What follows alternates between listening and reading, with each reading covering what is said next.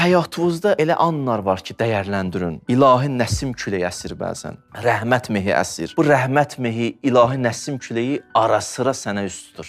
Ara sıra. Özə biraz o yağış da yağır, maşallah. Qurban olum Allaha. Rəhmət yağışı. Ara sıra insana üst tutur. Hünər onu dəyərləndirməkdir. Əgər dəyərləndirmə söz bu nəsim küləyini, rəhmət mehini, Allahın lütfini nə baş verəcək? Alimlər deyir ki, əlvüzdən çıxar. Deyir ki, bu nəsim küləyi, bu rəhmət mehi, bu lütuf qürurludur, alicənabdır. Sevilməyən yerdə çox qalmaz. Görsə ki, ona naz edirsən, çıxıb gedər. Dəyərləndirməsən, çıxıb gedəcək. Fürsətləri dəyərləndirin. Fəinnəha təmurru, gedir, gedir. Mərrəs səhab, bulud kimi gedir.